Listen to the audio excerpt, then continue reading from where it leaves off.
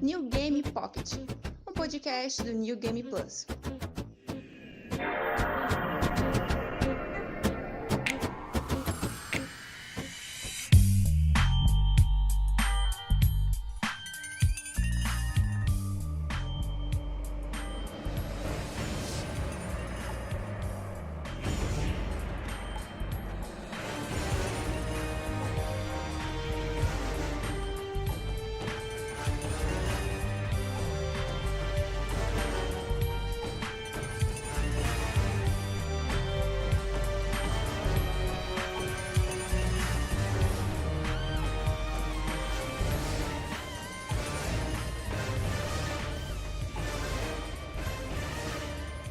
Fala galera do NGP, aqui é Caio Vicentinho com mais um New Game Pocket, podcast oficial do New Game Plus. Estamos com uma edição especial dos 20 anos de PlayStation 2, eu acho incrível a gente chegar nesse ponto, porque faz pouco tempo que o PlayStation 1 fez 20 anos, e agora a gente está aqui gravando um podcast sobre o segundo console da Sony. Como eu já disse, eu sou Caio Vicentinho e estou acompanhado do meu colega de sempre, o Diogo Fernandes. Olá pessoal, tudo bom?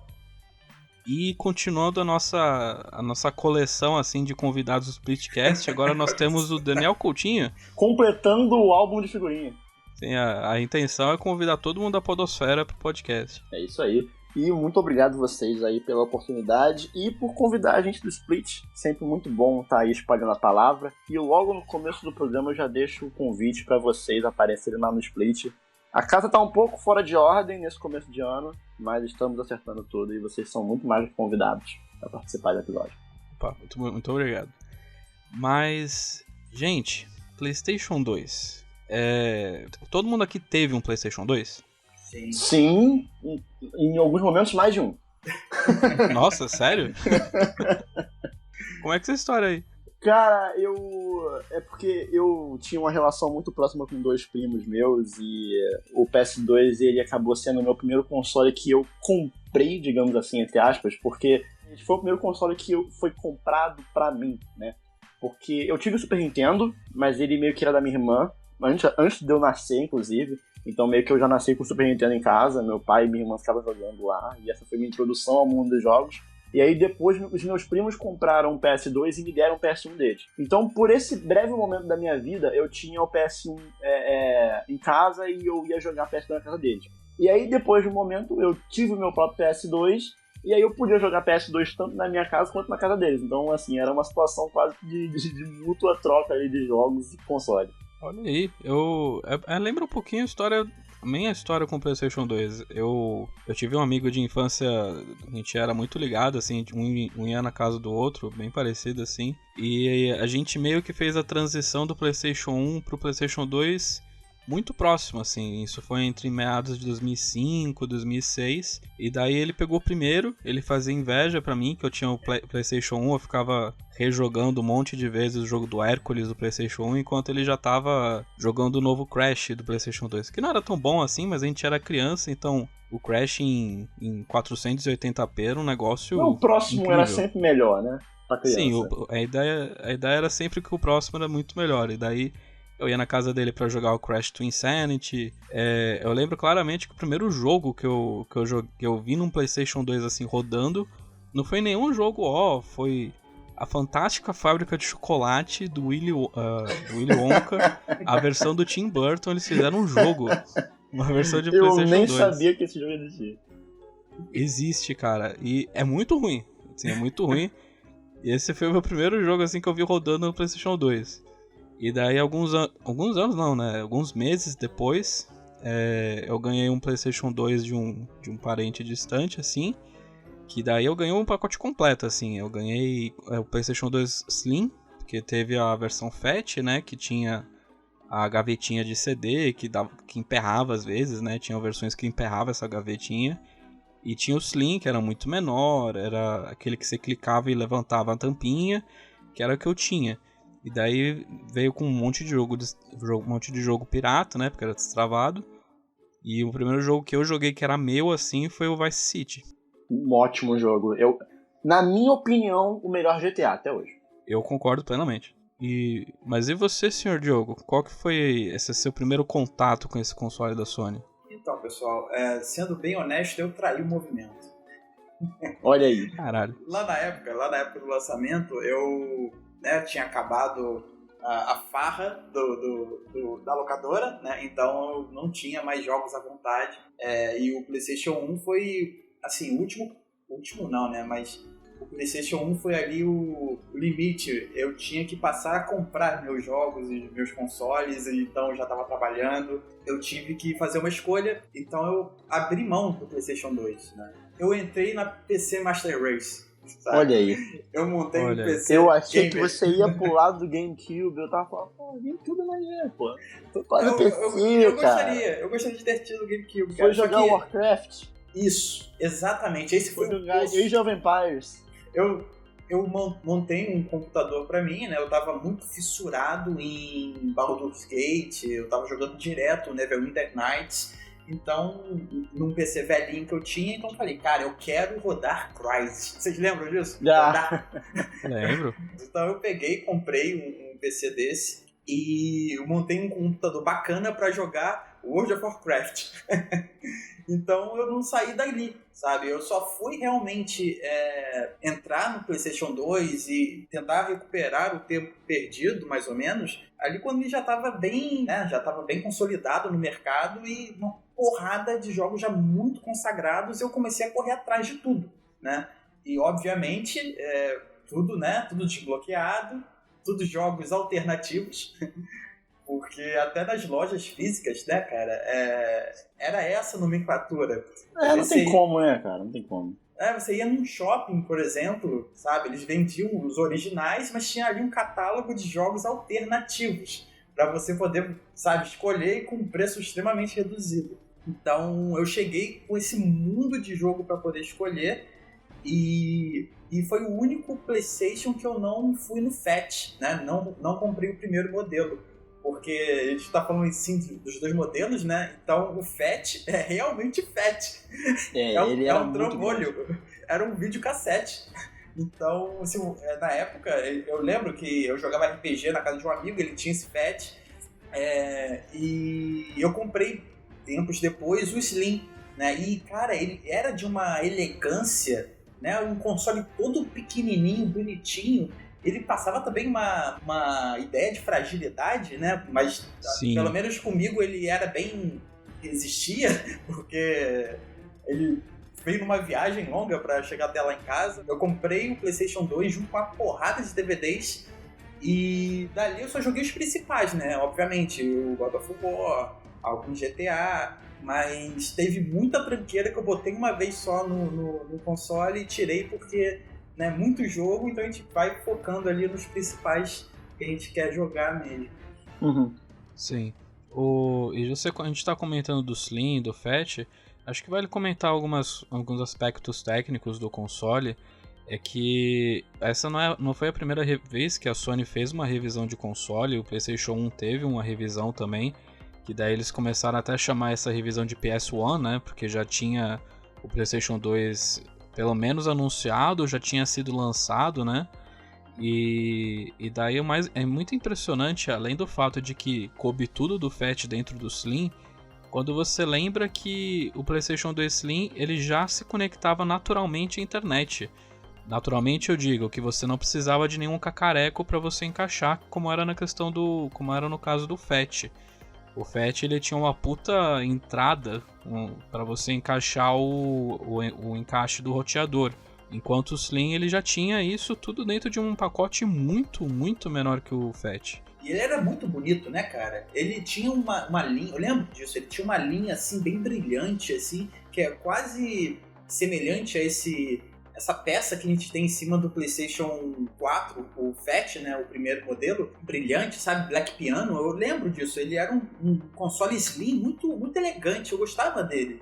Sim, ele era muito bonito mesmo. E ele era um console, ele era o último da Sony, porque o GameCube usava memory card, o Xbox já tinha feito a transição para salvar em HD e tudo mais, e o PlayStation 2 também usava memory card.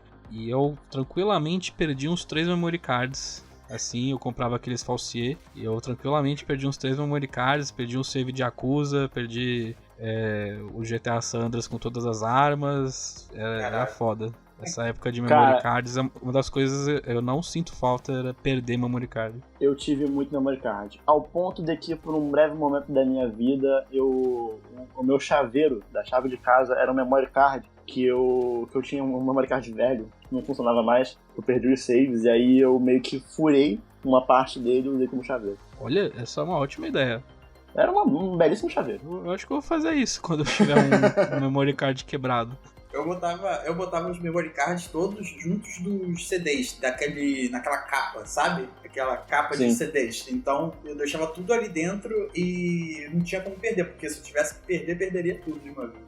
Ah, cara, e uma coisa que eu achava muito, não sei se elegante é a palavra, pode ser um pouco de saudosismo, mas eu adorava os ícones do memory card, naquele menu do memory card. Era maneiro. Ficava, Sim, era muito bonito. Eu gostava muito de... Porque, assim, alguns jogos piratas, às vezes o ícone meio que não funcionava, ficava só um CD rodando. Mas tinha alguns que...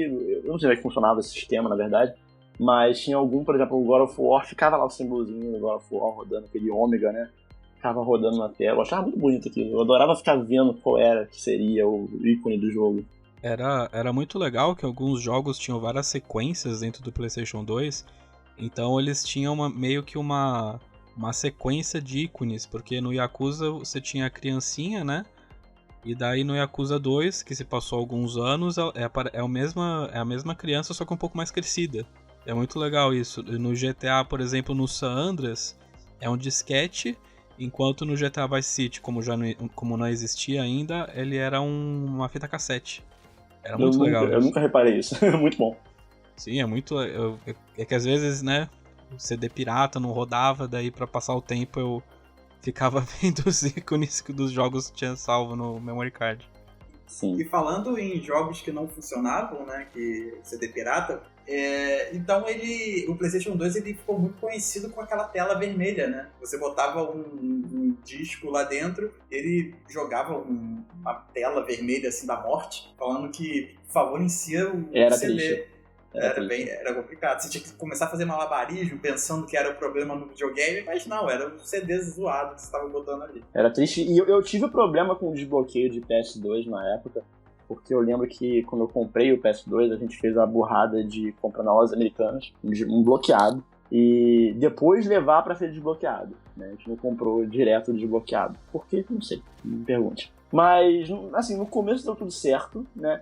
Só que levou um tempo ali entre a compra e o desbloqueio do PS2. Então, nesse meio tempo, meu pai comprou, eu lembro que foi o primeiro jogo do PS2 que eu tive, que foi o SSX3, que era um jogo de snowboard da Electronic Arts, na época desenvolvido pelo estúdio aquele do EA Big, que era a mesma equipe que fazia o FIFA Street na época. E eu usava o PS2 para assistir meus DVDs que eu pegava na locadora e para jogar o SSX3.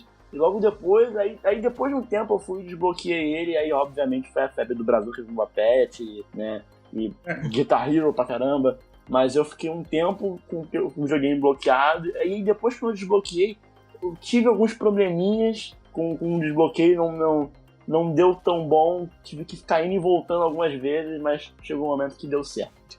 É legal que você comentou uma coisa que a gente tinha conversado até no Telegram. Você meio que mencionou talvez 3 fatores que tornaram o PlayStation 2 um sucesso absoluto aqui no Brasil. Que é a pirataria, né? Que você conseguia encontrar em qualquer camelô, pelo menos aqui em São Paulo. Qualquer camelô você conseguia comprar um jogo por 5, 10 reais, assim, se fosse um lançamento. Eu posso corrigir o tempo verbal? Você continua encontrando. Sim, você continua encontrando. Só que daí agora você tem também a adição do Xbox 360, mas PlayStation 2 ainda é um patrimônio, assim, da pirataria do Brasil.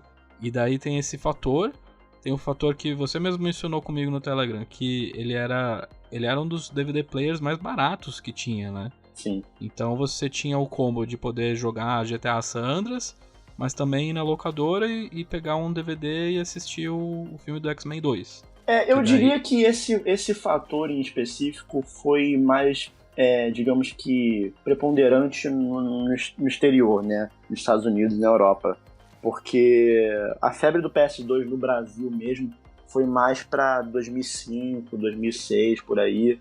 E já tinha DVD players um pouco mais, digamos que no mesmo preço, então assim, não acredito que tenha sido um fator assim tão preponderante no mercado brasileiro. Mas nos Estados Unidos, é bom lembrar que anos 2000, que foi quando saiu o PS2, foi a época da consolidação da mídia de DVD e o fim do VHS. E o PS2, na época, ele foi lançado por $299, o que você pode achar barato demais, porém, se a gente fizer uma correção levando em conta a inflação, hoje esse valor seria mais ou menos uns $450. Enquanto os DVDs players da época, eles eram lançados em torno de $700 a $1.200, sabe?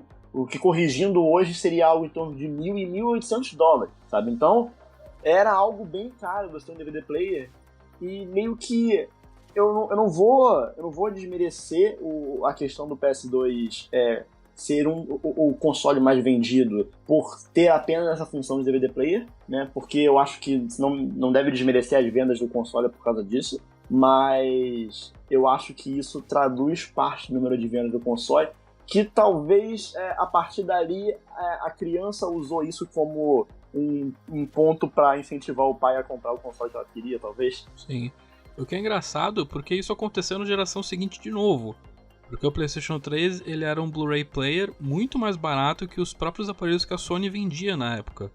Porque quando houve aquela outra transição de mídia do DVD para o Blu-ray, a Sony se aproveitou disso para fazer com que o PlayStation 3 fosse o Blu-ray player mais barato do mercado. E mesmo que o lançamento, isso a gente pode falar num podcast à parte só sobre isso, tenha sido um lançamento muito desastroso, mas o fato do PlayStation 3 também ter sido um player de mídias, uma mídia nova, isso também colaborou pro lado da Sony. Sim, ela se vendia como superior ao Xbox 360, né, que ainda usava o DVD. Ela podia se falar que ela podia se vender como um console muito mais capacitado para fazer qualquer coisa, até rodar filmes, se você quiser. Interessante que a Sony, ela, além desses outros acertos que a gente comentou sobre o PS2, ela acertou também numa coisa mais óbvia possível, que foi algo que tanto a Nintendo quanto a Microsoft, principalmente a Microsoft hoje em dia, sofrem com isso, né? Que é o próprio nome do console, que é algo que a gente vê como um pouco óbvio, mas que acaba tendo um impacto no número de vendas, um impacto no entendimento do público em relação ao seu produto, né, que você está comprando. Porque quem vai esquecer o fracasso que foi o nome Nintendo Wii U? Que as próprias pessoas que trabalham com games não conseguiam entender se era aquilo uma expansão do Wii, um acessório do Wii ou um console novo, né? Sim. Então eu acho que a Sony ela manteve o óbvio, e pro mercado o óbvio normalmente é a melhor opção, né? Pro marketing seguro da coisa, né? Então você pega a Microsoft, eles lançam o Xbox, depois o Xbox 360, aí depois o Xbox One. E aí começa a colocar uma letra, que é o Xbox One S. E aí depois coloca o Xbox One X. E aí agora eles lançam o Xbox Series X. Então assim, pra gente que tá sempre acompanhando as notícias, beleza, não é tão difícil. Mas pra quem não acompanha de perto, é difícil acompanhar. Sim, existe uma fragmentação agora, tanto de nomes como de modelos, porque mesmo o PlayStation 4, que é uma coisa muito simples de se entender, você tem o PlayStation 4 Slim, o normal, e você tem o PlayStation 4 Pro. E daí você tem o Xbox One S, que você falou, o Xbox Sim. One X. Mas é que tá, então... eu acho que a Sony vai pelo lado mais óbvio da coisa. É uma variação do nome, mas ele é fácil você entender, sabe? Como tem um Pro do lado do nome, beleza, Pro, quer dizer que é o que é mais, né, mais parrudo. Mas agora, se é um S ou se é um X, como é que você vai saber qual que é o melhor, sabe? Sim. Virou até uma piada quando a Sony revelou o nome, né, qual seria o nome do próximo PlayStation e a logo, enfim. Ela simplesmente apagou o 4 e botou o 5. E botou o 5. E assim, tá errado. Precisa fazer diferente, né? Não tá errado. Tá no caminho correto. Vai virar PlayStation 1. Maluquice foi, sei lá, o Xbox ali né, tava na briga, em vez de colocar o 2, bota o 360, porque se ela bota, vai competir com... Mas o 360, eu até gosto do nome, mas eu não gosto do nome Xbox One, eu não gosto. Xbox One é um nome muito ruim. Porque se você vai pegar o Xbox 360 e bota Xbox 2 e bota pra competir com o PlayStation 3, quem não conhece, né, pode achar que é um console menor, ou então é um console mais fraco, porque um é o 3 e o outro é o 2. Por que eu vou comprar o 2 se eu posso comprar o 3? né? O Sim. pessoal não entende. Então, eu entendi o porquê do 360. A Sony fez correto, seguiu o óbvio. Desde sempre. Sim, é porque a Nintendo, eles mudam o nome, mas é porque o conceito muda, né? Enquanto o PlayStation parece uma progressão natural de um conceito que começou no PlayStation 1, a Nintendo é cachaça. Eles mudam o nome dependendo Vamos do lançar conceito por trás. Ah, qual vai ser o controle agora? Agora vai ser um controle remoto. Foda-se. Caguei. Tô nem aí. Agora vai ser um controle de 3 mãos. Foda-se. Você se vira aí. Acho que tirando o Wii U, eu acho que foi realmente um problema ali de comunicação da própria empresa de nomear o produto dela. Eu acho que os outros, né, o Switch, o Wii U, o Wii, pelo menos, o GameCube, os outros consoles da Nintendo, acho que a Nintendo tá de fora, sabe? Eu acho que ela tem um lugarzinho especial no coração de todo mundo, então não porque precisa assim, disso. como você pega um público mais casual, né? Vamos colocar como parâmetro o pai e a mãe comprando o console no Natal pro filho, né? Ponto. O PS2 teve a vantagem de já ter o PS1, que teve uma ótima recepção, tinha uma base instalada grande e, assim, acabou que pro pai e pra mãe era muito mais intuitivo você comprar o PS2, porque o filho tinha um PS1, do que comprar um Xbox, sabe? O que é Xbox? Sei lá o que é Xbox. O pai e a mãe que não estavam ligados, né? O público no geral que não estava ligado na notícia, acabou deixando passar isso. Isso é algo que acabou sendo um fator importante pro sucesso do PS2. Foi o fato do PS1 ter sido um sucesso e eles seguirem um marketing seguro de, você gostava do PS1? Aqui, toma, essa aqui é a evolução da coisa, é melhor ainda. Sim, e uma coisa que a gente não mencionou até agora, o PlayStation 2 era retrocompatível com o PlayStation 1, que além dessa questão do nome, de dar sequência, se você era um dono de PlayStation 1, você poderia fazer a transição para PlayStation 2 e manter sua biblioteca. Que é uma coisa que não aconteceu em nenhuma outra concorrente da geração, porque o GameCube era aquela mini rosquinha lá, aquele pretzel que você colocava dentro do GameCube, e daí o antecessor era o cartucho e o Xbox era a estreia assim, do console. E o Dreamcast não rodava Saturn, mas ninguém lembra do Dreamcast, coitado. Quem diria, né, Sony? Quem diria que dá certo isso? Né? Quem diria? Que loucura, né? Inclusive, eu joguei muito jogo do PlayStation 1 e do PlayStation 2. Sim. Eram jogos que eu sabia que eram bons e eu podia gastar um pouquinho de tempo que eu tinha ali, né, pra poder me divertir. Talvez não tenha sido um fator determinante no sucesso aqui no Brasil, mas que colaborou muito, que foram versões de mods de jogos aqui no Brasil, né? Porque vira e mexe você tem ainda... saiu ontem o Bomba Pet do Ronaldinho Gaúcho vestido de prisioneiro. Que são os mods, né? Você tem uma comunidade de mods gigante que veio do PlayStation 2. Que era uma coisa que vinha do PC, né? Porque PC era ainda a plataforma que mais tem mods e tudo mais. Counter-Strike no Rio de Janeiro, essas coisas. Mas no PlayStation 2 trouxe esse tipo de customização de jogos já existentes para consoles. Daí você vê jogos como GTA San Andreas com carros brasileiros. Daí você pode roubar um Santana 2000, um Gol 2000. Sim. E andar com San Andreas. Daí Não, você eu vou tem te o falar, próprio Bomba Pet. Vou acrescentar, não é nenhuma questão apenas de você realizar modificações no gameplay ou visualmente dentro do jogo, mas eu lembro que eu joguei God of War 1 legendado, em português. Sim, teve vários jogos que eram legendados. Eu lembro que a primeira vez que eu joguei o Resident Evil 4 era legendado em português. Sim, isso facilitava muito a acessibilidade dos jogos pra época. Porque, assim, uma coisa que eu acho até legal a gente colocar aqui pra visualização do público mais fácil é quantos anos a gente tinha mais ou menos na época, né? Eu nasci em 95 e tive o PS2 mais ou menos ali entre 2003, 2006, 2007, por aí. Então, tinha ali por volta de uns 10 anos de idade. Então, saber inglês não era uma opção pra mim. Eu tô mais ou menos nessa faixa do Daniel. Eu nasci em 94 Eu já tinha 12 anos porque o PlayStation 2 eu ganhei em 2006 com presente de aniversário.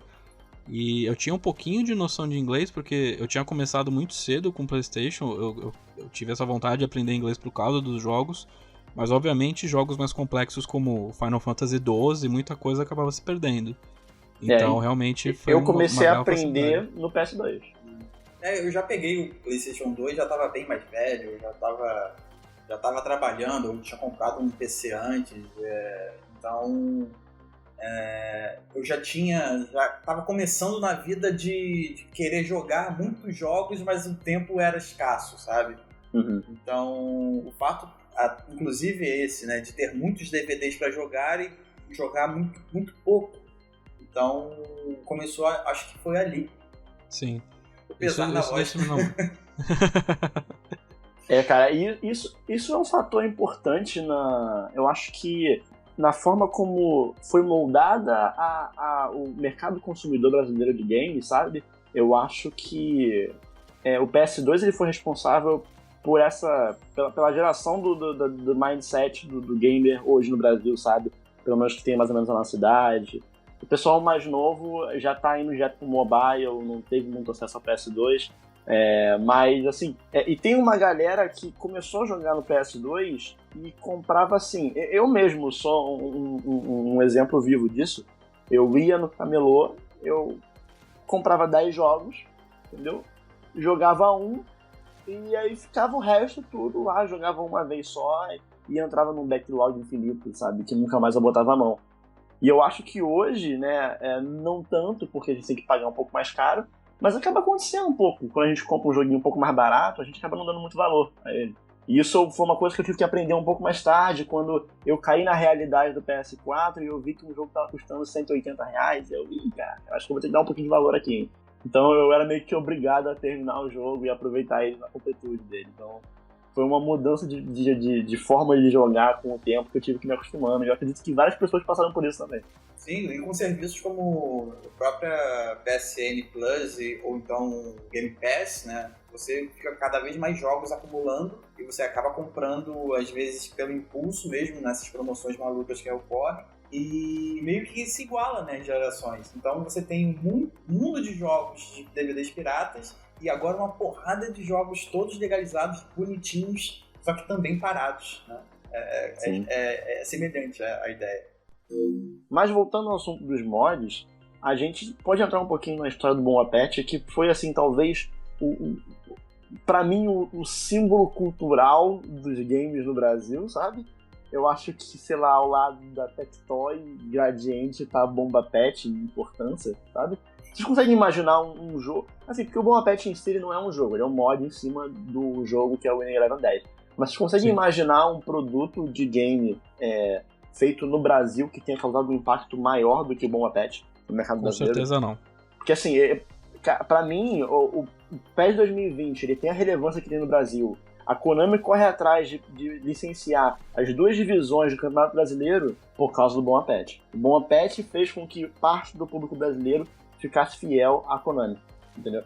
E a história do Bom Apete é uma parada curiosa, porque o Bom Apete, ele, de fato, só começou por volta de 2007, né? O que é uma coisa que mostra que o Brasil, até a geração atual, né, dos consoles, a massa do público, a boa parte do público, ela sempre foi um mercado meio que particular, né? Porque pra gente Bom Apete é sinônimo de PS2. E sim, pra gente, durante toda a vida útil do PS2, existia Bom Apete. A gente sempre teve Bom Apete. Só que quando o Bom Apete foi criado, já existiu o PS3. O Bomba Pet atualmente democratiza o acesso a, por exemplo, você jogar um jogo no PS2 atualizado, porque eu não sou muito fã de jogo de futebol, nem de futebol em geral, na verdade. Mas eu imagino como deve ser frustrante, por exemplo, você jogar um jogo de PS2, que já é uma geração que foi deixada pra trás há muitos anos, e você queira, sei lá, jogar com o Neymar no PSG. Tipo, isso não aconteceria se você jogasse o Winning Eleven base, assim, os jogos disponíveis oficialmente no PS2. E daí o Bomba Pet meio que democratiza esse acesso a uma versão atualizada desses jogos, né? Eu falei até brincando do Ronaldinho Prisioneiro, mas acontece, já tem de, por exemplo, eles colocarem a narração do Galvão Bueno dentro do jogo, Que é uma coisa que os jogos oficiais nunca conseguiram, óbvio. Não se encaixa certinho em todos os momentos, porque eu já joguei um Bomba Pet muitos anos atrás. E daí eles colocaram a narração do Galvão Bueno. E eu lembro que eu tinha um Bomba Pet, que ele tinha a narração do Galvão Bueno e tinha um símbolo da Band, né, na tela. Eu nunca entendi qual era a lógica daquilo. Previsão do futuro, assim, do Galvão indo pra Band, assim. Fizeram isso, né? Acho que a própria Konami tentou algo semelhante, né? Oficialmente com o Silvio Luiz. Né? Sim. E se eu não me engano, hoje, o narrador do PES 2020 é o Nivaldo Prieto, eu acho. Também é um narrador de futebol profissional. E eu acho que fica muito acima do FIFA, que coloca lá o Thiago Leifert, que assim, tem o seu carisma, mas... Mas então, saindo da pirataria, que realmente foi uma coisa muito forte aqui no Brasil, mas no mundo inteiro uma das coisas que ajudou muito o PlayStation 2 foi a biblioteca. Chega a 1850 jogos. Então, é jogo pra caralho. É um backlog legal. E além desses 1850 jogos, algumas estatísticas dos jogos mais vendidos, que daí tinha GTA San Andreas, que é o mais vendido de todos, com 17,33 milhões, o Gran Turismo 3 com 14,89 milhões, e daí vai indo, tipo, tudo na casa dos 10, 11 milhões, e um que me impressionou muito, que é o Final Fantasy X, que vendeu 8 milhões de cópias, então... Merecido. Eu falo merecido, mas eu nunca joguei o Final Fantasy X. Dá pra fazer literalmente uma coleção só de PlayStation 2 dá pra você um viver 4, só assim. de PS2. Sim. E daí tinha muitas opções. Tinha jogos de corrida, tinha jogos de luta, existia pelo menos um jogo muito bom de cada gênero. Eu queria perguntar pra vocês, quais jogos que vocês mais gostavam assim no PlayStation 2? Assim, um top of mind, assim, o primeiro que vem na cabeça de vocês. Assim, os jogos que eu penso quando eu penso no PS2 é Final Fantasy X, eu tava até falando com o Diogo antes da gravação, e Need for Speed Underground 2, com certeza, né, para não citar dois jogos de corrida, né, porque também poderia citar o Gran Turismo 3, que foi um jogo que eu joguei bastante. Teve o God of War 1 e 2, também, que foram jogos que eu joguei a exaustão, e desculpa God of War 2018, mas eu continuo preferindo God of War 2. E teve o lançamento de Persona 3, que assim, foi meio que, digamos que, o início da popularização da série. Teve muito jogo marcante no PS2. God of War 2 fez aniversário hoje. Né? Fez Incrível. aniversário de 10 anos, né? Não, 10 anos não. 15? Não sei. Mas hoje o God of War 2 ele fez saiu aniversário. em 2007. Sim, o aniversário dele mas o aniversário dele é hoje. Então parabéns, God of War 2. E você, Diogo? Eu não consigo colocar outro jogo assim no topo se não for Final Fantasy X. Foi a melhor experiência que eu tive no console. Né? Não que outros jogos eu não tenha, sei lá, guardado com baita carinho, mas que foi acho que foi um jogo que valeu a pena ter comprado o PlayStation 2, foi o Final Fantasy X. Ele tá no topo dos jogos da franquia pra mim. Então, acho que ele é o melhor jogo do console, né, no geral. Foi ótimo ter jogado e foi ótimo também ter conhecido o próprio God of War no console, mas Final Fantasy X, a música do Zarnaka é meu despertador, então eu não tenho como não falar dele. Eu então, já cogitei aprender piano, só por causa dessa música. É maravilhosa, sabe? Então não tem como não dizer que Final Fantasy X foi o principal jogo do PlayStation 2 pra mim. Fora que teve outros, né? Não, mas uma coisa que vocês dois mencionaram God of War, além, dentro desses 1800 e poucos jogos, obviamente várias franquias nasceram do PlayStation 2. O God of War, Devil May Cry, o Ratchet & Clank, o Jak and Daxter, o Onimusha, Socom, o Red Dead, que muita gente esquece, né? O Red Dead começou com um Revolver lá em 2005, 2006. Teve o Bully também, que daí já engatando nos meus jogos assim favoritos, o Bully é um dos meus favoritos. Eu acho que ele é melhor que vários GTAs, assim. Podemos citar aqui que Persona foi lançado? Porque assim, começou no 3, não? O que vale começou no PlayStation 2. E daí também teve, né, o Killzone, que é um dos primeiros jogos da Guerrilla. O Guitar Hero começou no PlayStation 2. Vocês lembram disso? Saudades. Eu tava comentando com o Gusta recentemente que eu era. A única coisa que eu era virtuoso realmente era na guitarrinha de plástico do Guitar Hero. Porque, cara, como eu joguei a exaustão isso, dos dedos sangrarem, sabe?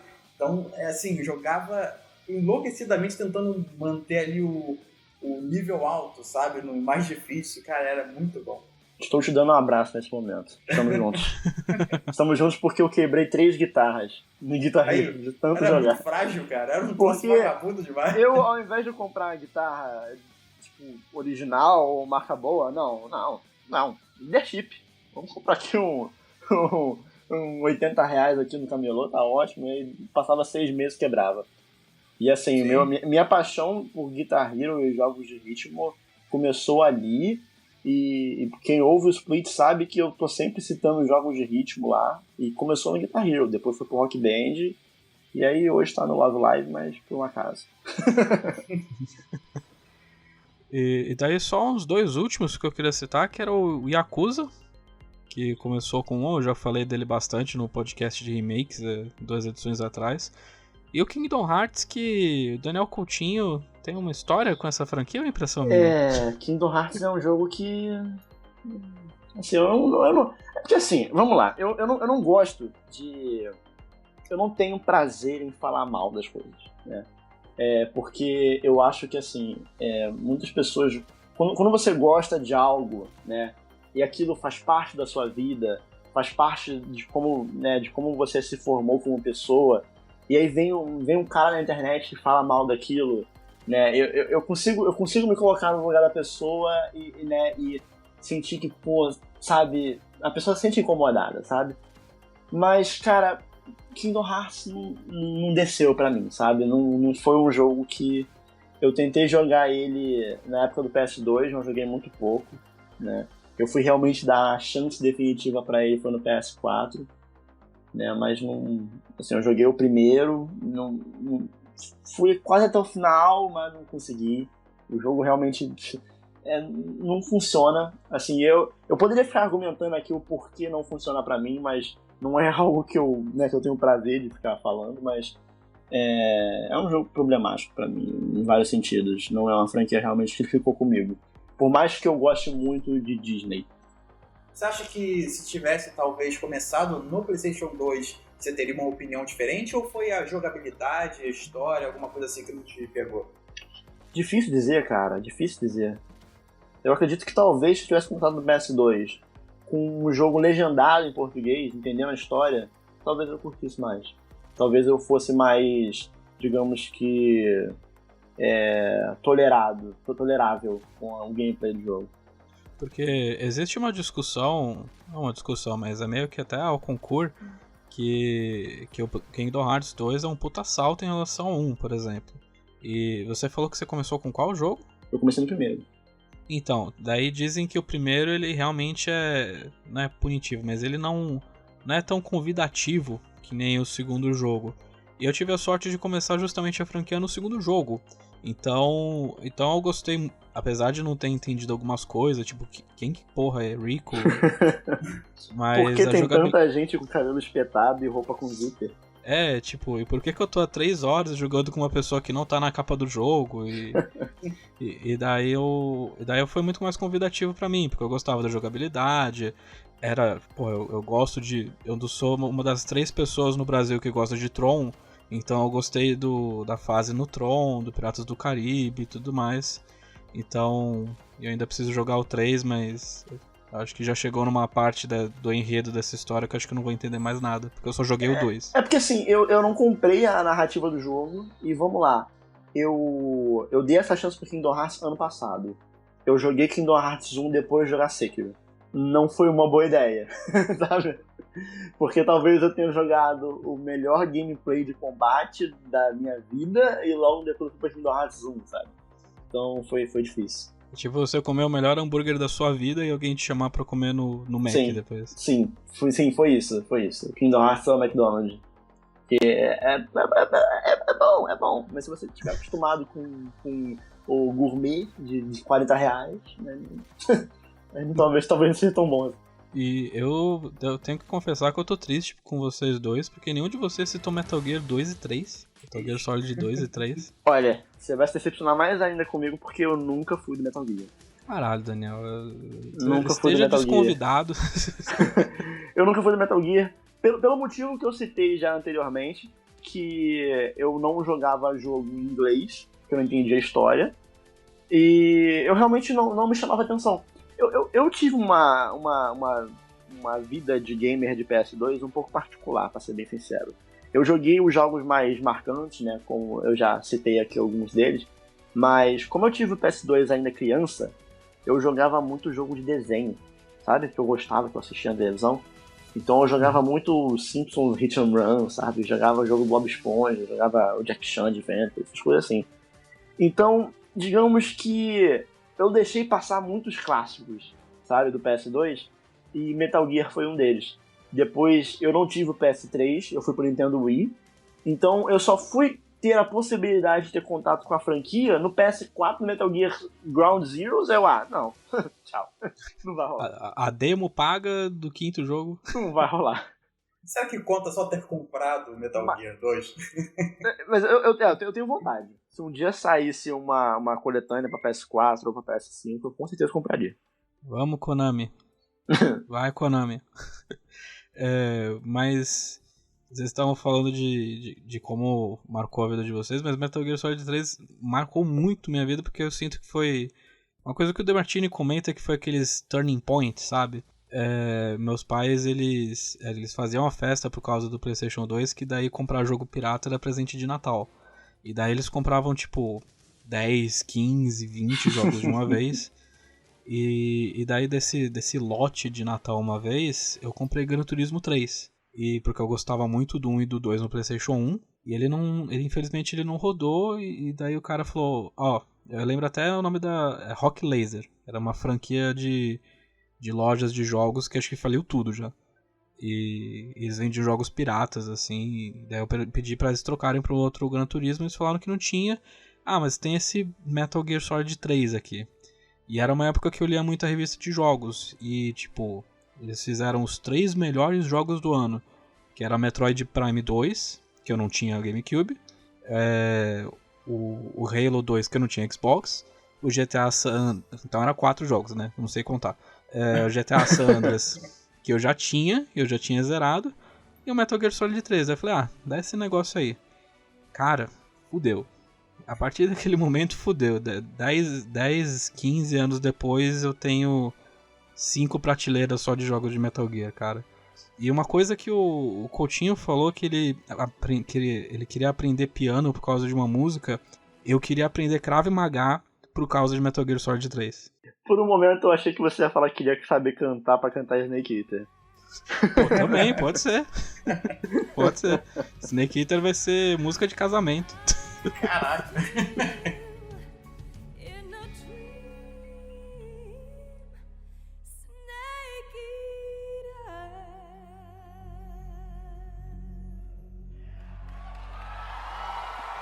Mas o PlayStation 2, ele tem mais de 1000 títulos, quase 2000 títulos.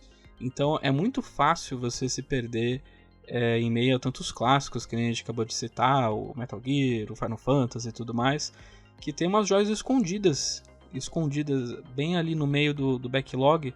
Eu queria saber se vocês têm algum jogo mais desconhecido assim que a galera talvez não conheça, que vocês queiram trazer aqui pra mesa. Começando pelo Coutinho.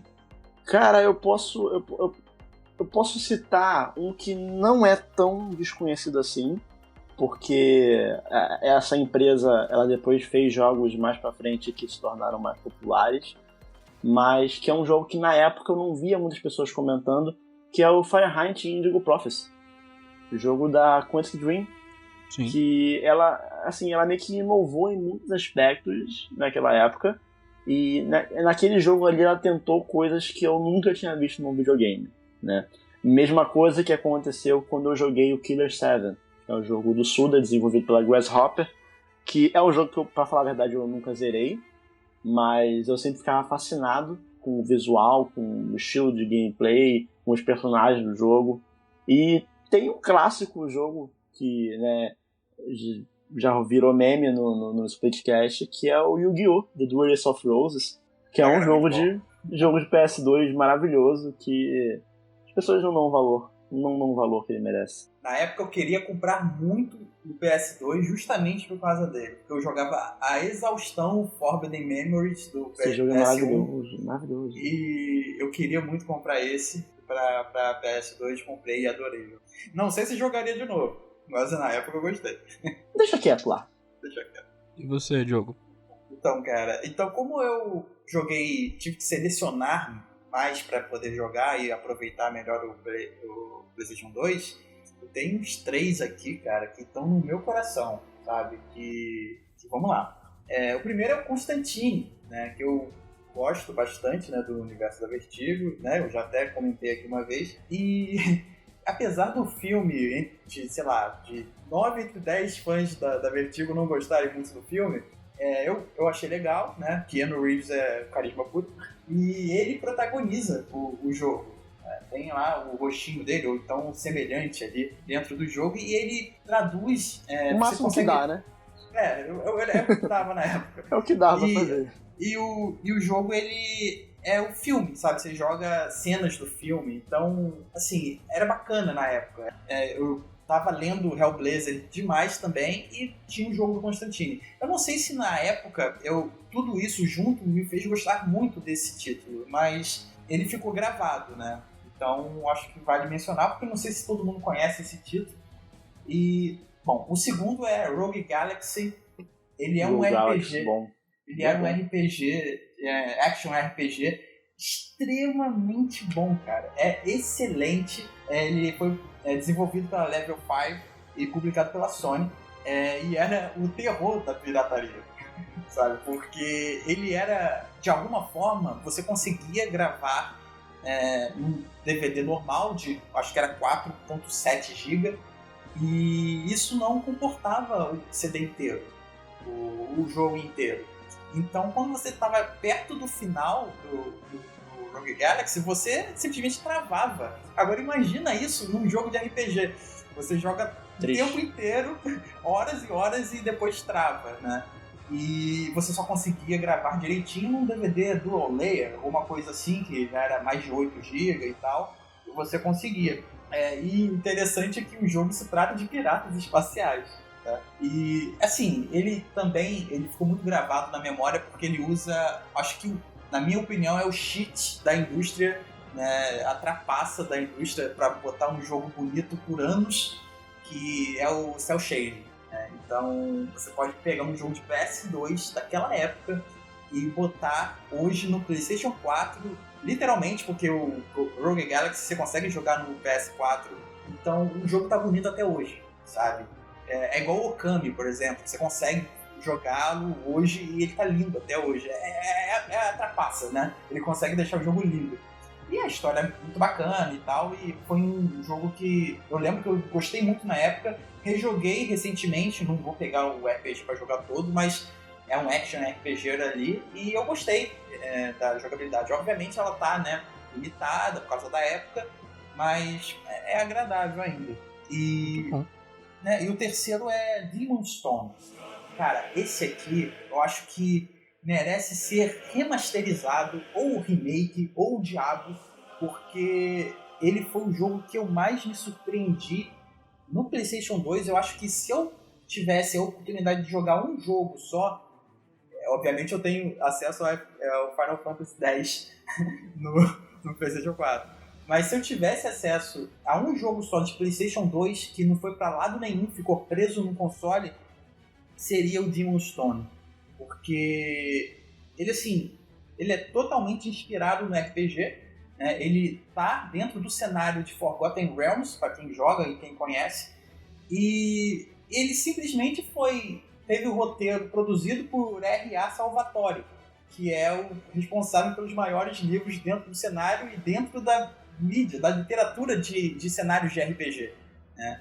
E o cara ganhou prêmios, enfim, o roteiro é muito bom, E dentro do jogo você tem dubladores no nível de, por exemplo, o Michael Clarke Duncan, sabe? Saudoso. Sim. Ele tá dublando o jogo.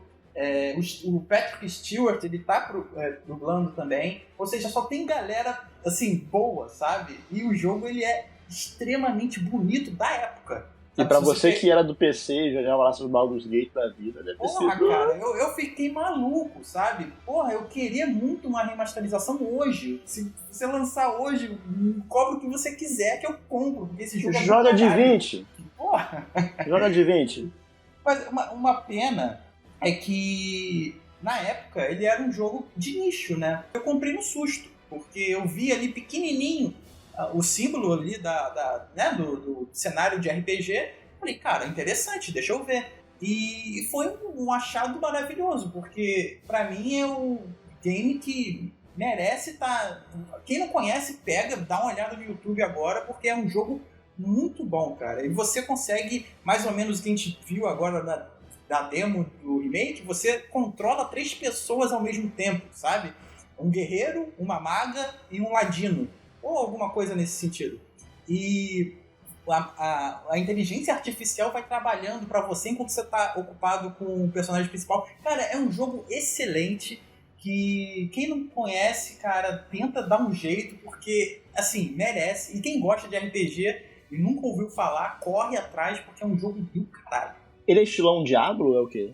É um jogo de ação e muito com um roteiro do cacete, sabe? E que envolve tretas de entidades cósmicas, bem estilo de RPG, sabe? De mesa de RPG. Então, você que já joga, você se sente em casa ali. Então, o Demon's Stone, ele assim, eu acho que se eu pudesse jogar hoje um jogo só de PlayStation 2 e eu pudesse escolher qual, seria ele, porque... enfim, o jogo inteiro é do cacete, tem muita gente boa envolvida. Acho que foi nomeado a alguns prêmios, né? No BAFTA, por exemplo, ele concorreu. Enfim, é um baita jogo e merece ser visto por todo mundo. Tô procurando aqui, de tanto que você falou. Sim, procure, cara. E, cara, assim, dos jogos de cenários de RPG, existem muito poucos, sabe? Então, no PlayStation 2, inclusive, teve o Dark Alliance, que vai ter agora um jogo novo, né? Foi anunciado de uma forma muito esquisita Não, agora eu não lembro qual foi, se foi na E3 ou se foi na Game Awards, que eram os personagens, né, da franquia da Dark Alliance, né, que também é dentro do cenário de Forgotten Realms. E teve, né, o PlayStation 2 teve jogos assim voltados para esse universo, sabe? Tentando buscar o pessoal do RPG de mesa para dentro do videogame. E Dark Alliance teve o 1 e o 2, não foram bons jogos. Esse agora que foi anunciado, eu não sei também se vai ser bom, torço para que seja, mas o Demon's Stone, ele foi do cacete e não sei se todo mundo conhece.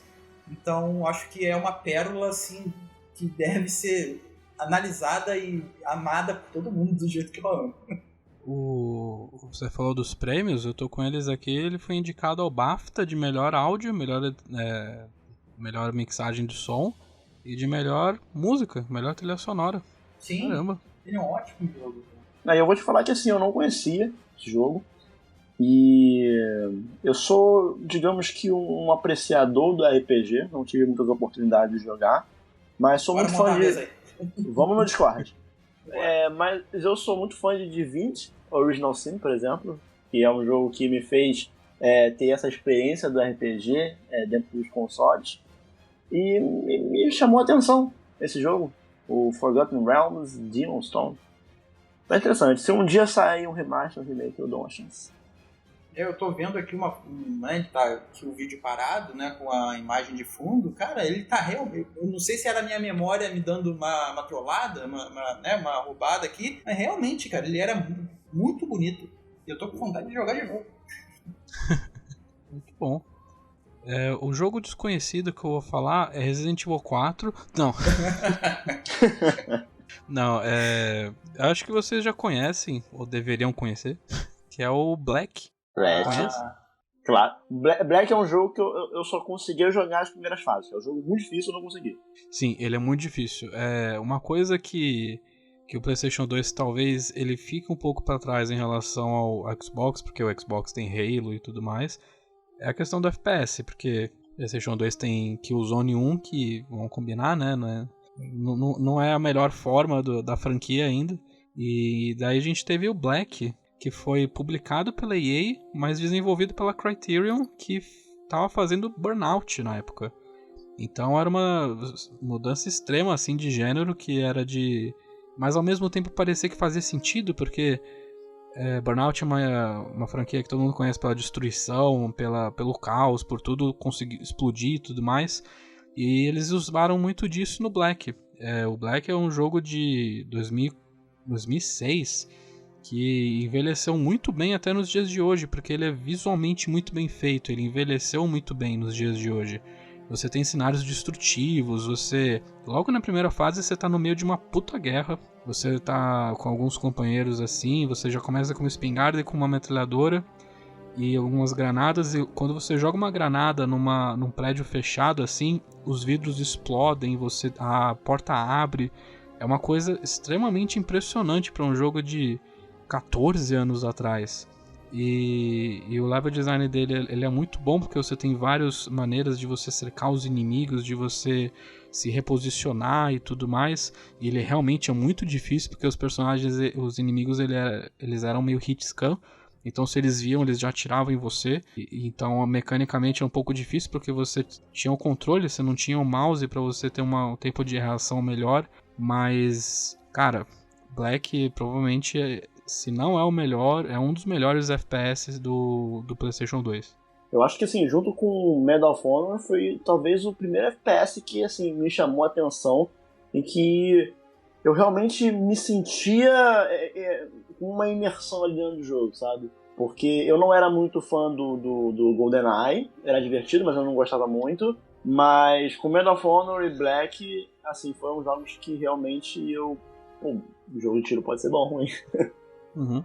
No Medal of Honor eu lembro que eu joguei, consegui jogar, eu sempre fui muito ruim em jogos de FPS. E no Black ele meio que deixou isso bem claro, né? Ele é realmente difícil e pra quem não tem muito traquejo pra jogos assim, ele meio que te afasta um pouquinho, e me afastou na época. Todo mundo falava muito bem dele, né? Fui atrás pra ver qual é e realmente ele me afastou. Eu meio que dei uma frustrada quando eu peguei. Ele é realmente muito bonito e graficamente falando, né, as evoluções que ele trouxe dentro do PlayStation 2 foi incrível. E era um negócio impressionante, assim, porque eu lembro claramente da primeira fase, porque, sim, é difícil pra caralho, você vai jogar essa fase muitas vezes. E daí tem uma parte em que você tá cercado por um monte de gente no prédio e você precisa pegar um RPG e matar todo mundo que tá lá pra você conseguir prosseguir pelas ruas da cidade que tá no meio de uma guerra civil. E se você atirasse, por exemplo, numa janela assim, fazia um efeito cascata que matava um monte de gente ao mesmo tempo, e você via todo aquele vidro caindo na sua cara, e jogando isso em 2016, e parece que eu tô batendo na tecla dos visuais, mas é um espetáculo visual que você não via nem mesmo na geração seguinte, pelo menos até chegar aos jogos mais encorpados, assim. Black ter rodado do jeito que ele rodava no PlayStation 2 era um negócio impressionante. Vocês lembram mais ou menos qual é o enredo do jogo? O enredo é uma das coisas mais fracas, assim. Eu gosto muito do gameplay dele, que ele tinha várias opções de armas, você tinha até umas partes de stealth, se você quisesse fazer stealth, apesar de eu não gostar muito dessa parte. O enredo ele era meio... Ele lembrou muito Black Ops. Na verdade eu joguei o Black Ops depois, né? Mas ele é meio que um vai pra frente e pra trás na linha do tempo, que você tá interrogando o protagonista, que ele estava envolvido em várias operações secretas pelo leste europeu. E daí ele tá envolvido numa conspiração e tudo mais. Mas não é nada muito, assim... É que nem o John Carmack falou, né? Tipo, história nem sempre é tão relevante em um FPS.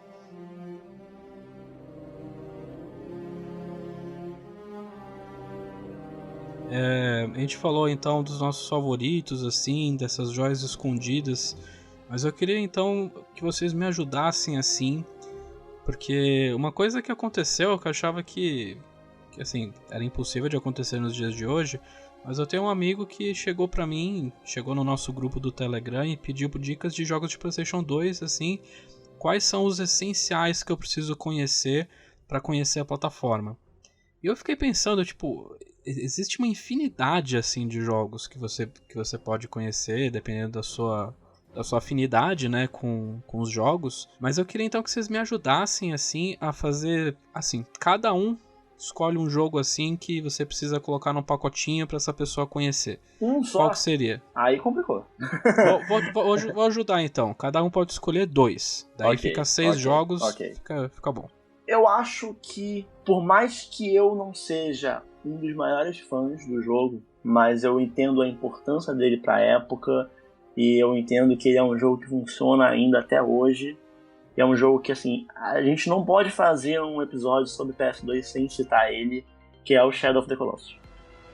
Eu acho que tem que estar nessa lista aí, nossos 6, por exemplo. Se a gente fosse citar cada um 2, eu acho que a gente coloca Shadow of the Colossus entre um deles. E qual seria o seu outro? Então, como eu sei que Final Fantasy X já vai aparecer aqui em qualquer momento... Nem um pouquinho, inclusive. Então, eu vou com God of War 2. Eu vou no óbvio. Zeus, your son has returned. I bring the destruction of Olympus. Olha aí. É um baita jogo, né, cara? Eu lembro que quando ele chegou lá na... Pra quem é do Rio e conhece, né? Lá na Rua Uruguaiana, né? Que a galera... Uruguaiana.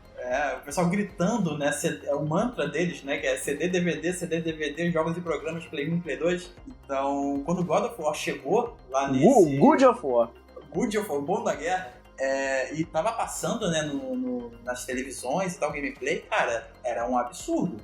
Tem cenas lá que eu fico bobo hoje, sabe? Sim. Como que o PlayStation 2 tava rodando isso? Sim. E o God of War 2 ele é interessante porque ele saiu em 2007, né? Isso é uma parada que a gente não consegue traçar um paralelo para hoje em dia. Você consegue imaginar, por exemplo, o PS5 saindo no final desse ano, 2020, e aí em 2021 lança o próximo God of War só pra PS4. Sim, isso mostra a força do PlayStation 2, né?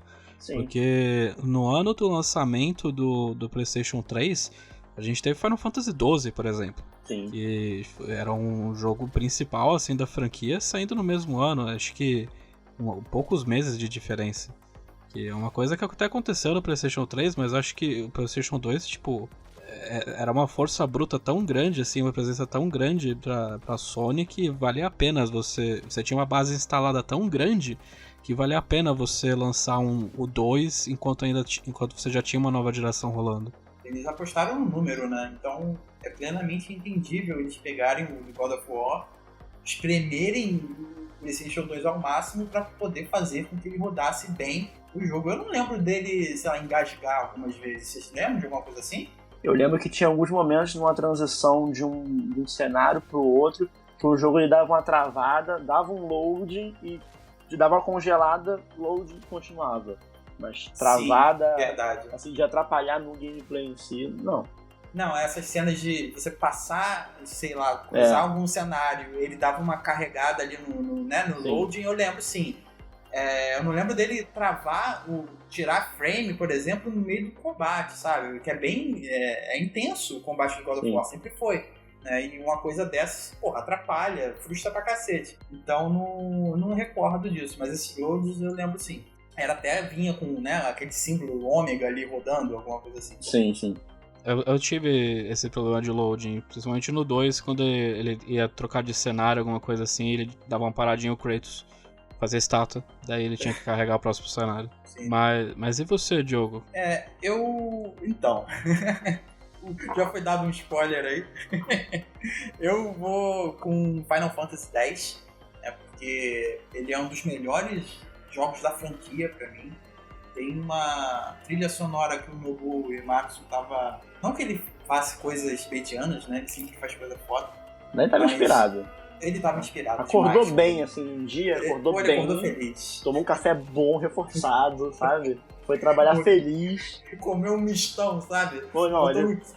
botou as 3 fatias de presunto e falou, agora eu vou comer um Ele estofado. tava benzão naquele dia, sabe? Porque eu queria muito saber o processo de composição de um Tsuzanaken, sabe? Que, cara, é fantástico. Genial. O cara é superável. Né? Teve em matéria de RPG, porque uma coisa que eu falei bem pouco foi que o RPG de turnos, ele meio que morreu, ou começou a morrer no PlayStation 2. Né? Ele começou a dar muita margem para o Action RPG. Não que isso seja ruim, nada disso, só que ele, sei lá, eu acho que a potência do console fez isso, sabe? O jogo, né, por turnos, ele é mais leve e tal, talvez alguém ache isso ruim. Né? E não, tem um público fã, tem a galera que gosta e gostaria de ver mais jogos assim. E Final Fantasy X é um desses. E ainda dentro do quesito RPG, tem um jogo que de turnos é o Dragon Quest VIII, Journey of the Cursed King, que, assim, é um Final Fantasy e um Dragon Quest, né? 2 franquias ali que são rivais, né?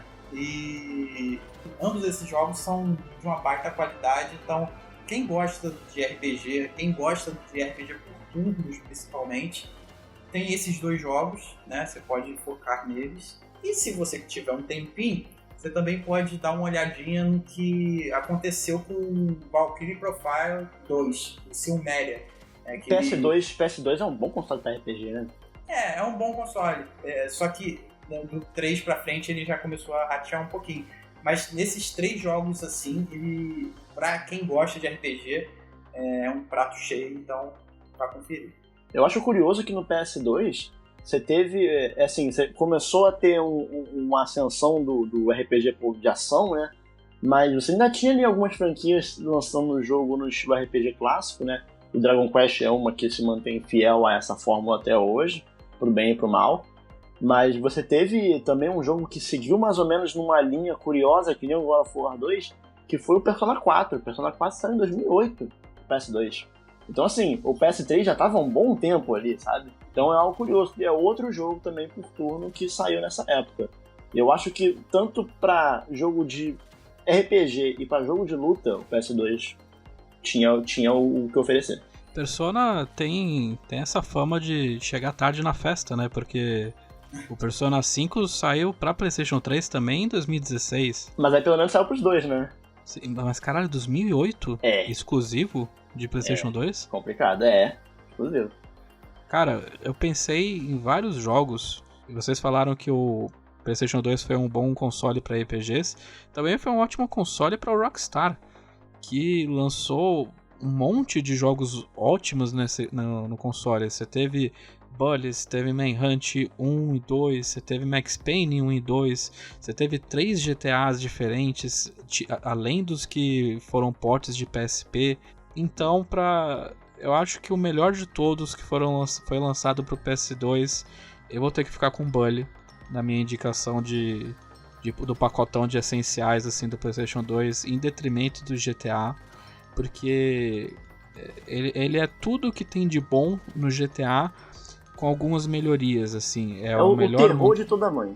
Sim, é o terror de toda... Eu lembro que a gente fazia tráfico de Bully pela escola, assim. A gente pirateava o Bully e distribuía pela escola. Era muito legal.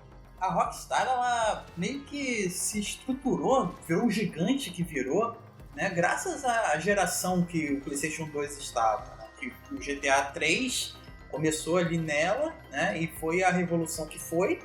Deixou muita gente assombrada, né? E veio depois o Vice City, que, cara, cada GTA teve, e a Rockstar ela estimula isso de certa forma, e cada GTA ela teve um pacote de polêmicas que é tenso, sabe? E teve gente que ficava muito puta com isso, porque no GTA 3, por exemplo, teve a revolução gráfica, meio que criou a ideia de mundo aberto, com o GTA 3, e as pessoas ficavam horrorizadas. Você pode matar uma prostituta, né? Mas não é bem assim, você mata se quiser, né? E depois teve o Vice City, que teve vai da outra consciência polêmica. do jogador, né? É a tua liberdade. Se você mata, o problema não é do jogo, o problema tá em você. Sim. Né? E teve Vice City, que também teve mais polêmica por causa de conflitos com o pessoal do Haiti, né? Porque, né, o contexto do jogo, mais ou menos, o enredo, ele é uma briga, né, nos anos 80 ali e tal, entre cubanos e haitianos. Sim. E há uma frase dentro do jogo que até fez o presidente da Rockstar na época pedir desculpa, cara. Foi mal, tava doidão.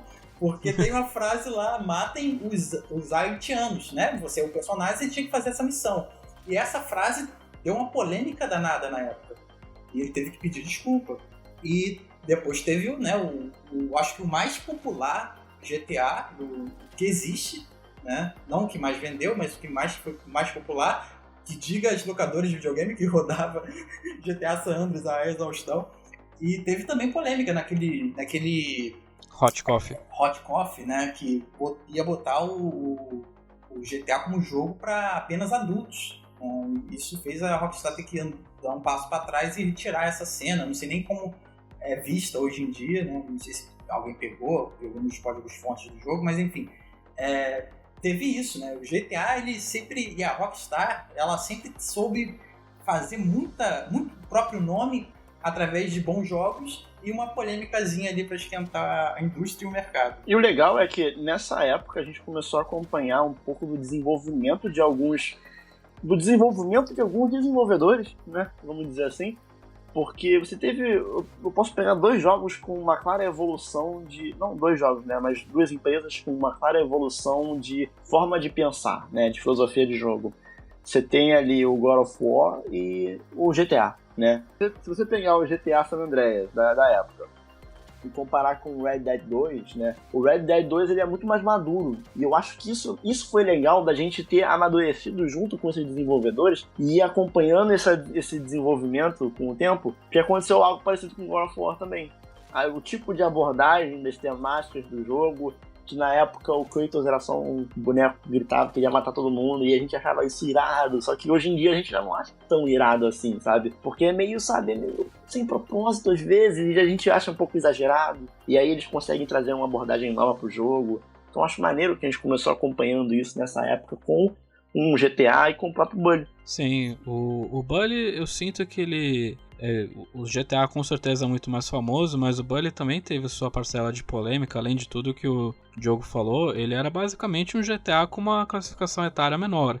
Então ele era mais acessível pro público e ele foi proibido no Brasil durante muitos anos, né? E só foi liberado recentemente, tanto que pra eu jogar o Bully no PlayStation 4 eu tive que comprar na conta americana. E daí eles só tiraram esse ban do jogo recentemente. E o que eu gosto do Bully é exatamente que ele é mais enxuto. Ele tem um mapa mais enxuto, porque uma coisa da Rockstar é que eles sempre faziam maior é melhor.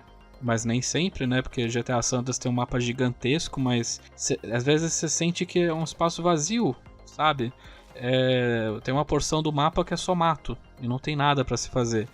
Tem uma infinidade de coisas pra se fazer, mas não tem um aproveitamento do mapa, não tem um aproveitamento do level design. E o Bully é justamente o contrário, é um espaço muito mais diminuto. Todos os NPCs têm nome. Todos os NPCs têm uma jornada assim, uma pré-estabelecida, lugares que eles têm que ir, aulas que eles têm que ir. Então é um ecossistema muito mais vivo, sabe? Eles conseguiram se aproveitar disso muito bem no Bully. Então eu acho que Bully é um monstro superior em relação aos GTAs. Ele fica na minha listinha dos essenciais de PlayStation 2. Mas uma menção honrosa, acho que todos os jogos que a Rockstar fez no PlayStation 2, em especial o Max Payne, que tá no meu coração. Eu adoro muito Max Payne 1 e 2. Max Payne com aquela carinha de dor de barriga, né? Sim, o Sam Lake com aquela cara de diarreia fixada no personagem no primeiro jogo. É o bullet time, né? O pessoal ficava maluco podendo reproduzir uma coisa que eles viram no cinema e estavam malucos por isso. Então o Max Payne acho que foi o primeiro, não foi? Que usou o bullet time como ferramenta de jogabilidade? Eu acho que não. Eu já tinha visto uma matéria sobre. Ele não foi um dos primeiros, mas ele faz parte daquela geração pós-Matrix que todo mundo quer colocar bullet time nos jogos. Mas ele foi provavelmente o primeiro que fez muito bem. Foi o primeiro que fez de maneira competente dentro das mecânicas do jogo. É pra aquela, né? Não importa quem fez primeiro, importa quem fez primeiro bem. Sim, Sim. exatamente. E o meu segundo jogo, gente, eu vou confessar pra vocês que eu não sei. É difícil, né?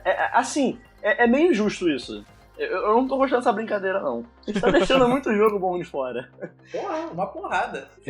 Porque, por exemplo, a gente não citou nenhum de corrida. E como é que a gente vai falar de PlayStation 2 se a gente não colocar Gran Turismo no pacote? Ou o Gran Turismo ou o Need for Speed Underground 2. Pelo menos um dos dois tem que entrar nesse pacote aí. Então, eu vou pra fazer clubismo, eu vou colocar o Gran Turismo 4, que é o que eu mais joguei no PlayStation 2.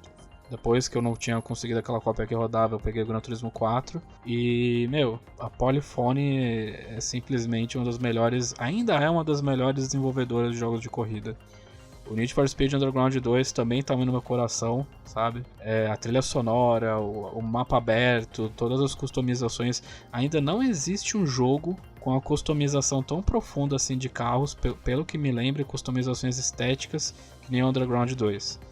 Mas, pelo aspecto técnico, assim, infelizmente o Gran Turismo 4 leva o caneco, então esses são os meus dois, assim. O Gran Turismo 4 e o Bully. Falta muito jogo, né, cara? Falta muito jogo. E assim, eu tô triste que a gente não citou nenhum jogo de luta, né? Porque você teve ali, tipo, os Budokai do Dragon Ball. Soul Calibur 3, que é muito bom. Soul Calibur 3. Teve aquele... Foi o Tekken 5. Tekken 5 é muito bom, cara. Sim, teve muito jogo de luta. Eu também queria muito ter citado algum Ace Combat, porque, Ace Combat 4, 5 e 0 são um dos melhores jogos de caça já feitos. Até hoje não existem jogos melhores de caça que nem esses três.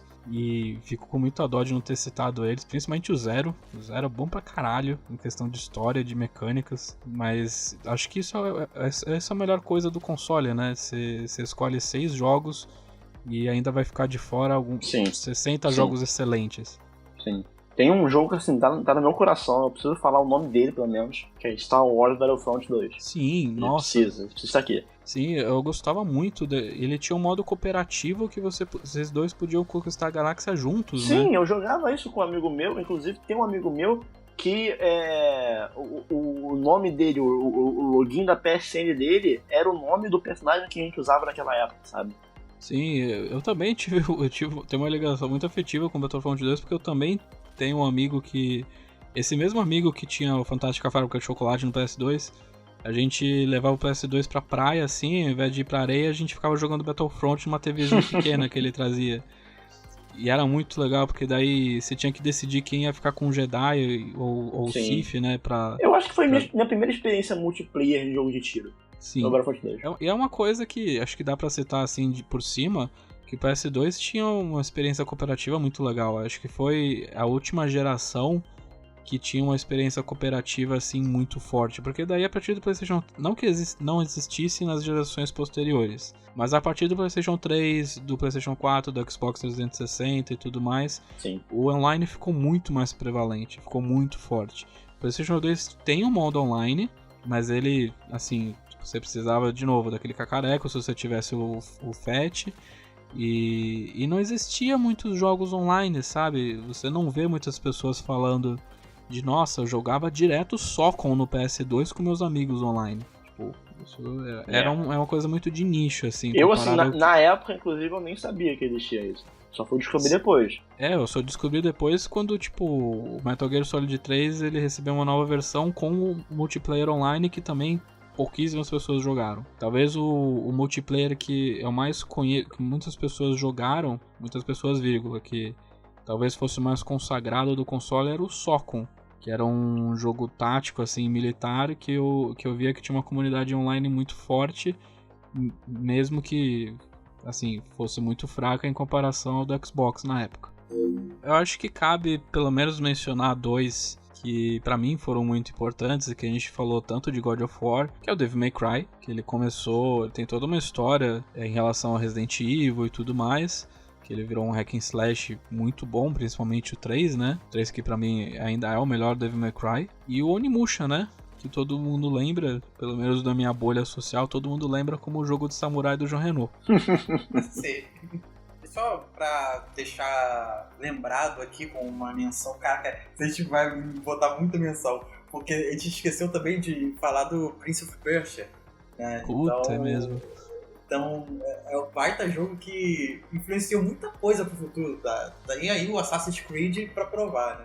E o Splinter Cell, mas aí vamos parar por aí, que senão a gente vai ficar 3 horas citando vários jogos que vale a pena citar, mas eu queria na verdade perguntar pra vocês, a gente se divertiu muito com esse console, a gente teve várias horas de diversão sozinho ou com os amigos, mas eu queria que vocês tentassem lembrar qual foi o último jogo que vocês jogaram. Vocês lembram assim? Eu não tô falando de, vou tirar a poeira assim do PlayStation 2 e revisitar. Assim, o momento de quando vocês pararam de jogar PS2 e partiram pra próxima geração. Qual foi o jogo da despedida, assim? Pra mim é bem fácil lembrar isso, porque eu passei do PS2 pro Nintendo Wii. Então eu não fui pro PS3, não fui pro Xbox. Então eu tinha PS2 e o Wii ao mesmo tempo. E no Wii, um dos maiores problemas é que não tinha jogo de futebol bom o suficiente. Eu gostava muito de jogo de futebol. Então por muito tempo eu continuei jogando Bomba Pet. E assim, por muito tempo mesmo, quase que até a geração PS4. Mas eu fiquei jogando por um bom tempo, meio que concomitantemente com o Nintendo Wii. Então com certeza o Bomba Pet, obviamente o Winning Eleven 10. Bom, que também foi o último jogo lançado, né? O FIFA 14. Sim, sim. Você teve alguns jogos ali, principalmente esses jogos de esporte da EA, que são sempre lançados para os consoles mais antigos, porque eles pegavam basicamente o último jogo e só atualizavam os times, né? Eles não faziam modificações em termos de gameplay ou visual, mas lançavam uma versão nova. Então você teve ali desde jogos como o FIFA, né, que continuou saindo por um bom tempo, o PES também continuou saindo por um bom tempo, NBA, o WWE, SmackDown vs Raw continuou saindo, eu joguei inclusive de 2010, 2011, então são jogos que continuaram saindo com um bom tempo depois que o console chegou ao fim. Sim. Cara, meu último jogo não foi um jogo feliz não, porque foi um jogo que acabou me frustrando um pouco e dali eu já tava com um computador mais parrudinho, né, e eu falei, beleza, vou partir para essa geração nova aqui. E comecei com Assassin's Creed, Batman, enfim. Eu larguei o PlayStation 2 de lado. Mas foi um jogo que, cara, me frustrou porque é da franquia que eu gosto, né? Que é Final Fantasy. E o jogo foi o Final Fantasy XII. Não que o jogo, veja bem, longe de mim de criticar o Final Fantasy XII como um jogo ruim. O Gusta já está vindo a galope. Sim, me dando voadora. Mas eu achei a jogabilidade, ela não casou comigo, sabe? Eu tava esperando outra coisa, porque o 10 ele me marcou bastante. E não que o jogo não seja de turnos, né? Isso que é a loucura, porque ele é um jogo de turnos, mas alguma coisa na jogabilidade dele não me fisgou, sabe? E ele tava naquele nível de te deixar embasbacado com o gráfico, sabe? A questão gráfica dele, falar, cara, como que isso tá rodando no PlayStation 2, né? E mais ou menos o que a gente tava achando com o Shadow of the Colossus. Falar, cara, que jogo incrível que tá rodando aqui. E eu fiquei bastante, mas o protagonista ele não rolou, sabe? A história demorou muito pra me pegar. A jogabilidade ali também não rolou com os games. Cara, assim, me frustrou pra cacete o jogo. E dos que eu peguei pra jogar, o Final Fantasy XII foi o único que eu não terminei. Por causa disso. Eu gostaria de pegar agora a versão, né, remasterizada pra tentar dar uma chance novamente. Pra ver se não era na época que eu tava... Uma expectativa. Expectativa depois do 10... Eu não sei, né? Mas eu gostaria de pegar pra dar uma chance novamente, né? Mas na época lá foi o meu último jogo e dali eu falei, beleza, daqui não vai sair mais nada legal aqui no PlayStation 2, então vou seguir aqui nesse computador e ver qual é. Diogo, assim como você, minha última experiência com o PS2 foi um pouco triste, porque não foi nenhum jogo espetacular, foi o Need for Speed Undercover. Foi o último Need for Speed que saiu pro PlayStation 2 antes da EA largar a mão do PS2 definitivamente com os jogos de corrida. Porque até então eles tinham portes meio porquinhos, né? Você tinha o Need for Speed Shift, né? Que saía pro PlayStation 2. Não, era o Pro Street. Você tinha o Need for Speed Pro Street, que era meio estilo Gran Turismo e tudo mais, saindo pro PlayStation 2. Mas você sentia que aquele gap das gerações estava crescendo e a geração ia ficar para trás.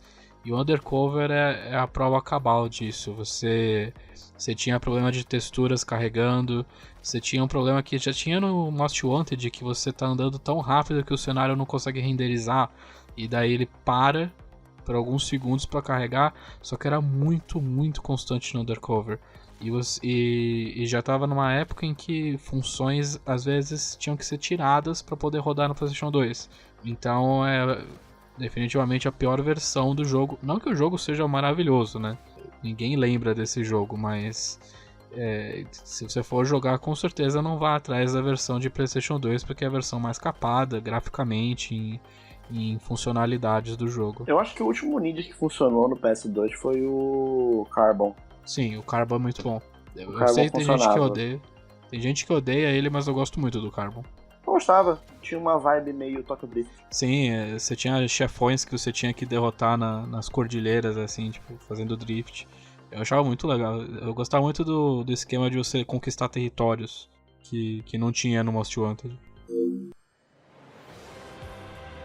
Gente, é isso aí. A gente falou bastante tempo do PlayStation 2. Foi um papo bem nostálgico, de relembrar do que foi que, provavelmente pra mim, é o melhor console de todos, assim. É o meu console favorito. É muito nostálgico. Eu agradeço a presença aqui de todos. Eu agradeço a presença do Daniel Coutinho por participar aqui do podcast. É uma honra. Eu queria agradecer do fundo do coração a oportunidade que o New Game Plus está dando pra galera não só pra mim, né, mas pra todo mundo do podcast todo, de vir aqui e falar sobre o que a gente ama, né, são os joguinhos, cada um tema específico. E eu acho muito legal quando rola essa interação entre os casts. A gente, nos podcasts, a gente sempre tenta trazer um convidado diferente. O pessoal do New Game Plus já tá lá na fila, né? Só não entrou ainda porque realmente a gente ficou agora no final do ano passado e começo desse ano, nós tivemos alguns problemas de produção, mas agora a casa está sendo colocada em ordem e as coisas vão tocar para frente normalmente. Para quem não conhece ainda o Splitcast, mesmo sendo o terceiro episódio seguido, tendo convidados falando aqui sobre isso, mas se você ainda não conhece, nós somos um podcast dedicado a jogos e nós temos episódios fazendo análise dos jogos que estamos jogando no momento, que a gente chama de Now Play, e tem o que não tem nome, que é só Now Play, que é o episódio em que a gente fala sobre diversos temas em relação ao mundo da indústria dos jogos. Então varia desde episódios sobre o design de uma boss fight até um episódio contando um pouquinho sobre a história da Nintendo. Inclusive, se você gostou do episódio de hoje do tema PS2, nós lá do Split nós fizemos um episódio que talvez seja um complemento aqui. Cronologicamente vem antes do PS2, mas que a gente fez um pouquinho ali, um episódio falando sobre a história dos anos 90 da Sony. Então a gente lá contou sobre a entrada da Sony nessa indústria vital dos joguinhos, como é que foi essa transição, não uma transição total, mas como é que foi essa nova frente da Sony para essa indústria que para ela era desconhecida e teve que bater de frente com o Sega e Nintendo, e aí deu certo com o PS1 e aí veio o PS2. Né? Mas vocês todos são convidados a estarem lá ouvindo, e o pessoal do New Game Plus está mais convidado a participar também. A gente arruma um tema legal e vamos falar sobre o joguinho, que é isso que a gente gosta de fazer. Mas é isso aí, Daniel. Muito obrigado pelo convite. Obrigado a você. Tamo junto aí, tamo junto nos Barzinho Game Show, se o coronavírus permitir. Por favor, gente. Barzinho Game Show, eu quero todas as podosferas juntas. Inclusive, será que vai ter, cara, esse ano? Tem que ter. Tem que ter. Tá uma porrada Pode. de evento cancelando. Pode cancelar a BGS, o Barzinho tá lá. Tem que ter Shota no bar, tem que ter o guitarrista lá, que a gente já tinha falado de chamar ele. Tem que ter todo mundo lá com a gente no barzinho. Eu Renato, Demartini e Ângelo já estamos ali já planejando todos os convidados internacionais. Isso aí. Mas, Diogo, Onde o pessoal pode encontrar o NGP nas redes sociais? Olá, pessoal. Vocês encontram a gente lá no Facebook, no facebook.com/NGamePlus. Vocês também encontram a gente lá no Twitter, twitter.com/NGamePlus. Ou então, né, você vai lá na barra, digita NGamePlus, né, @.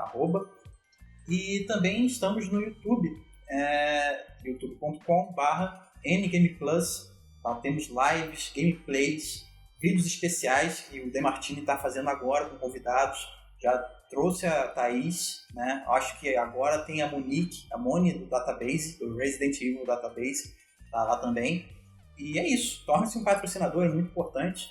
O New Game Pocket, ele tá em todas as plataformas e agregadores de podcast. Estamos também lá no YouTube, né? Então, só assinar e vem com a gente. Isso aí. Vocês se tornando patrocinadores, vocês têm direito a entrar em um grupo do Telegram exclusivo. Tem um monte de gente legal lá, tem eu, tem o Demartini, tem mais um povo lá que a gente sempre conversa, fala um monte de borracha. Você participa de sorteios de keys de jogos, de sorteios de Game Pass, em sorteios em que todo mundo pode participar. Quem é patrocinador tem mais chances de ganhar nesses sorteios. E todo mês a gente seleciona 2 pessoas para escolher o jogo que o Demartini vai jogar.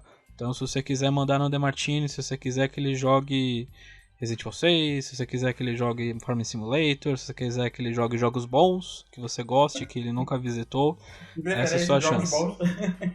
Se você quiser que ele jogue jogos decentes, se torne um patrocinador, ajuda a gente bastante a criar conteúdos cada vez melhores. Eu já estou me tornando patrocinador nesse momento para mandar o Demartini jogar Yu-Gi-Oh! Duelist of Roses. Olha aí, beleza. olha aí, ao vivo. Agora ao vivo pra gente, pro pessoal vai ser gravado. Mas eu acho que a gente fica por aqui, pessoal. Esse foi mais um New Game Pocket. Fiquem bem e até a próxima. Tchau. Valeu! Tchau.